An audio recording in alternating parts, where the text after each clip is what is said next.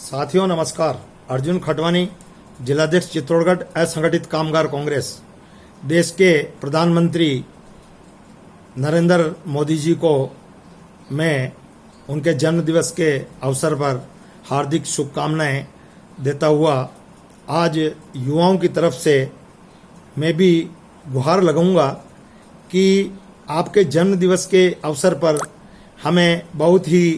दुख के साथ ये कहना पड़ रहा है कि भारत जैसे लोकतांत्रिक देश के प्रधानमंत्री का देश का युवा आज राष्ट्रीय बेरोजगार दिवस के रूप में 17 सितंबर को संपूर्ण देश में मनाने जा रहा है। जिस तीव्र इच्छा शक्ति से आपने देश के युवाओं के लिए उनको आगे बढ़ाने के लिए, यहाँ तक कि आपने ये भी कहा था कि हमारे यहाँ जो युवा है वो इतने टैलेंट हैं कि हम विदेशों को भी एक्सपोर्ट कर सकते हैं। तो आज साथियों बड़े दुख के साथ कहना पड़ रहा है कि मैं मजदूरों की पैरवी करता हूं, चूंकि असंगठित कामगार कांग्रेस एवं राष्ट्रीय मजदूर कांग्रेस इंटक में मैं कार्यरत हूं एक कार्यकर्ता के रूप में। तो साथियों आज राष्ट्रीय बेरोजगार दिवस जो हमारे देश का युवा मना रहा है, वो आप सब हैरान होंगे इस बात को जानकर कि आज हमारे देश में लगभग 12 करोड़ युवा बेरोजगार नौकरी के लिए घूम रहे हैं। तथा साथ ही मैं मोदी साहब से ये गुहार लगाना चाहूँगा हाथ जोड़ के कि सर आपने जो कहा था और जो मुहिम एक देश में आपने एक राहुल गांधी जी को नीचा दिखाने के लिए, जैसा कि आप हर वक्त करते रहे हैं, विपक्ष और कांग्रेस पार्टी की अनदेखी, जैसे कि आपने कहा था मैं भी चौकीदार, तू भी चौकीदार, वो भी चौकीदार, फिर भी चीन और नेपाल चुनौती आज भी दे रहे हैं हमें लगातार। और अब युवा चिल्ला चिल्ला कर लगा रहा है आपसे रोजगार की गुहार। तो हम आपसे अपेक्षा रखेंगे आज आपके इस जन्म दिवस के अवसर पर कि आज जो पूरा देश का युवा आपके राष्ट्रीय बेरोजगार दिवस के रूप में मना रहा है, इस पे आपको थोड़ा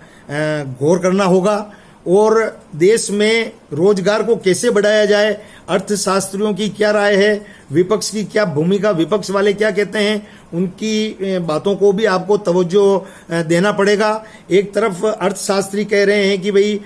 इसमें बेरोजगारी तभी मिटाई जाएगी हमारे देश में कि जब तक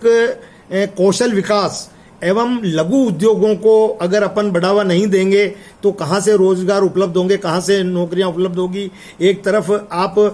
कौशल विकास के लिए बातें तो बहुत बढ़ चढ़ कर की गई थी आपकी सरकारों द्वारा, लेकिन वो जमीनी स्तर पर कुछ भी नहीं है सर। हम आपको वास्तविकता ये बताना चाह रहे हैं कि आप जो एक निजीकरण की ओर एक कदम और आपने बढ़ाया है तो उससे नौकरियां और जाएंगी ना कि बढ़ेंगी, ये आप सब इस चीज़ से अवगत हैं। लेकिन ऐसा हम आपसे गुहार लगाएंगे कि आप बेरोजगारों के, हमारे देश के युवाओं की मन की आत्मा की आवाज़ को भी सुने और रोजगार के लिए कुछ सुनिश्चित